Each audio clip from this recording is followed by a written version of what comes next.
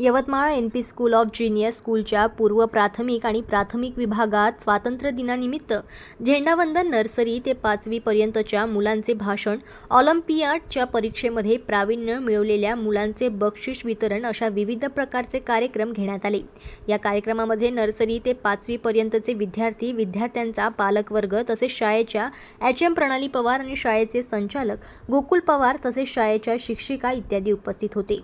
या कार्यक्रमामध्ये सर्वप्रथम शाळेचे संचालक गोकुल नरेंद्र पवार आणि शाळेच्या एच.एम. प्रणाली गोकुल पवार यांच्या हस्ते ध्वजारोहण करण्यात आले। त्यानंतर छोट्या मुलांनी आपल्या राष्ट्रध्वजाविषयी सुंदर अशी भाषणे दिली। त्यानंतर ऑलिम्पियाडच्या परीक्षेमध्ये प्रावीण्य मिळविलेल्या विद्यार्थ्यांचा सत्कारही करण्यात आला।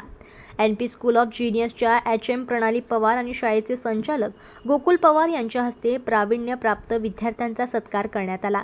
यामध्ये मयंक जाधव या पहिल्या वर्गातील विद्यार्थ्याला स्टेटमधून 5व्या नंबरचा टॉपर असल्यामुळे गोल्ड मेडल आणि 1000 रुपयाचा धनादेश देण्यात आला। तसेच आरुष पलटणकर आणि अर्णव साव या विद्यार्थ्यांना उत्कृष्टता मेडल देण्यात आले। ऋषिता जाधव आणि रुद्र तित्रे यांना गोल्ड मेडल आणि समर्थ कालबांडेला सिल्वर मेडल आणि आराध्या राऊतला कांस्य मेडल देण्यात आले।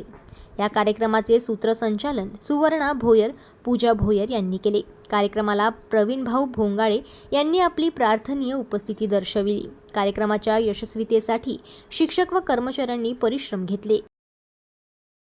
जनमत लाईव्ह न्यूजसाठी यवतमाळमधून नरेंद्र पवार यांची रिपोर्ट।